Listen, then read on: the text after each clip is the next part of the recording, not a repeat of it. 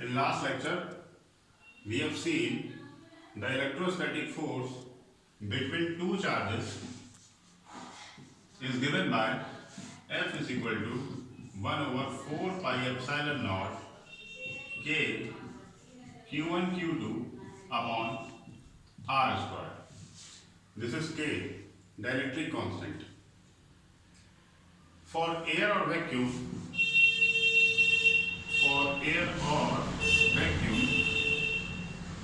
the value of K is 1,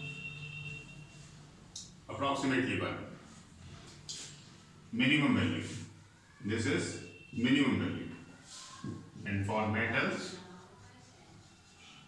the dielectric constant is infinite, means maximum.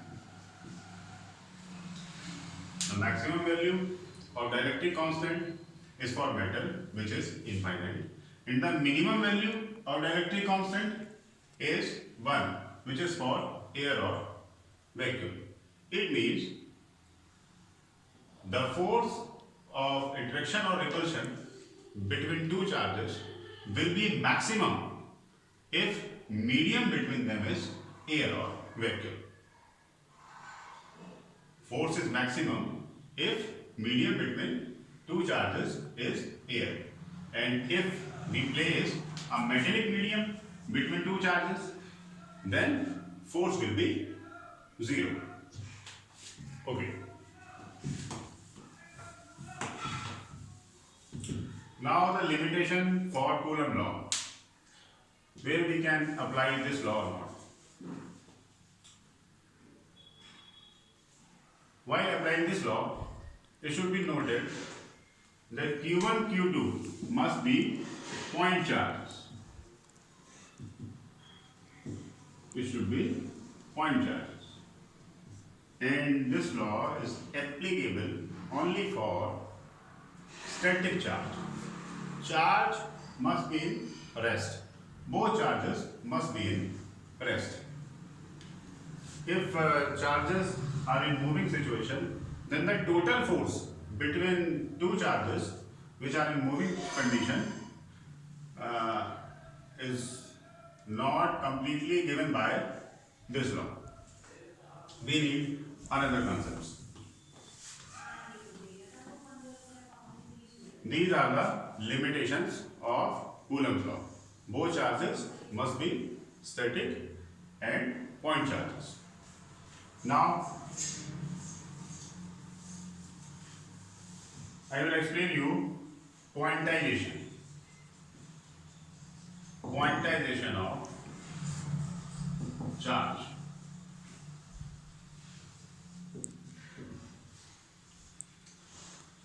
Quantization of charge.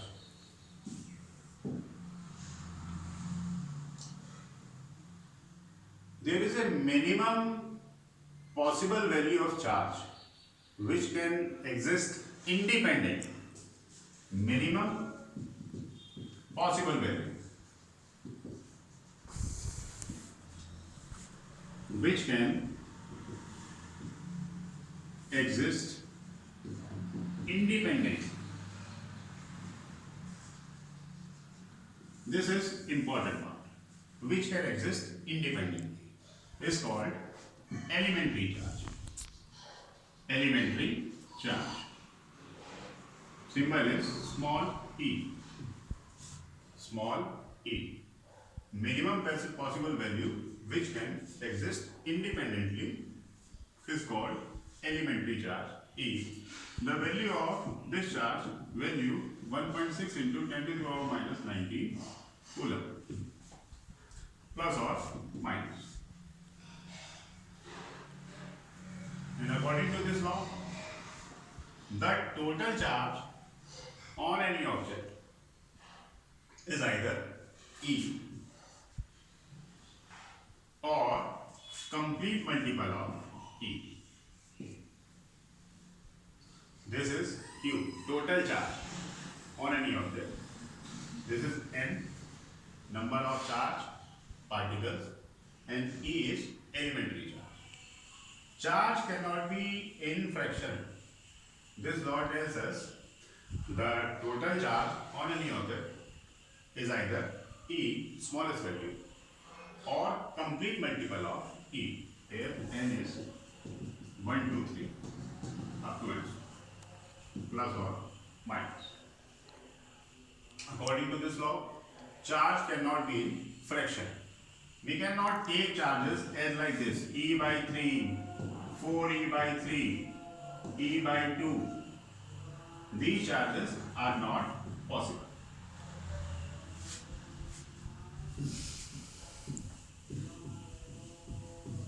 It should be noted that according to this law, the minimum value of charge which can exist independently is E. It doesn't mean the charge smaller than this value is not possible. The charge smaller than this value are possible for quarks, which is E by 3 or 2E by 3. But they cannot exist independently. It is the important condition. E is the smallest charge, but for quark, the value of charge is less than this charge. But these charges cannot exist independently. It is the smallest value which can exist independently. Now, what is the meaning of quantization? It is a very simple word. In general, you can say, if you are talking about quantization of anything, then the smallest value of that thing is known to you. As like we can say quantization of money. The smallest possible value for money is 1 rupee. 1 rupee. Money cannot be smaller than this. Then we can say either you have 1 rupee or complete multiple of 1 rupee. Okay? This is the quantization. If we are talking about the quantization of anything, it means the smallest possible value which can exist independently is known to us. This is the quantization of charge. It should be noted that quantization of mass is not known. Quantization of mass is not known, but quantization of charge is known to us. Then the formula we have studied. First formula, Coulomb law,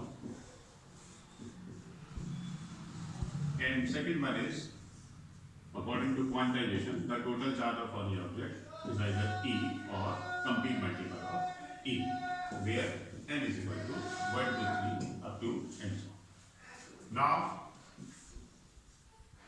we will come on conservation of charge. Conservation of charge. You have studied the conservation of energy in 11th class, just like this, conservation of charge.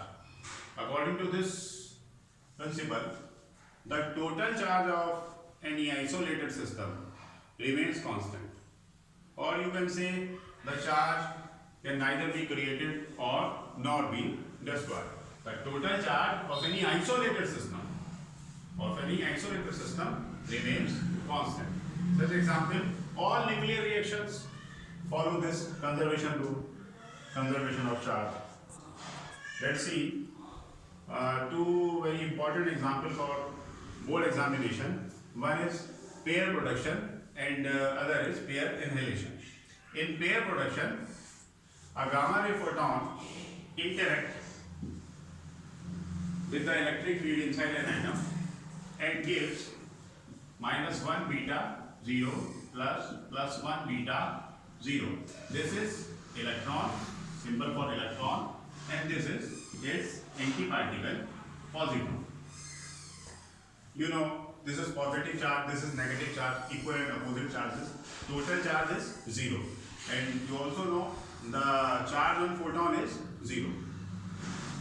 This is called pair protection.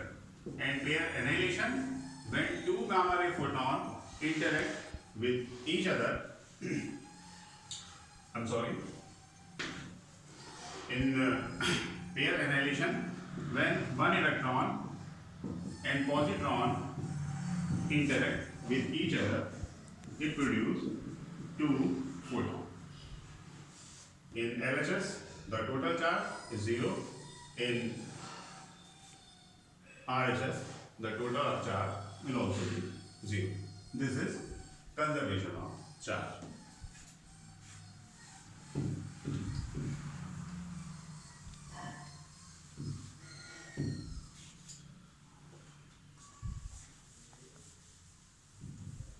There is one very important thing I want to discuss with you.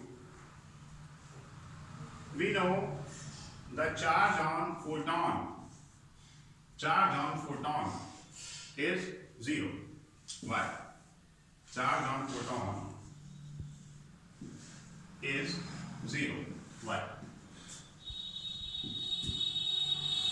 The answer is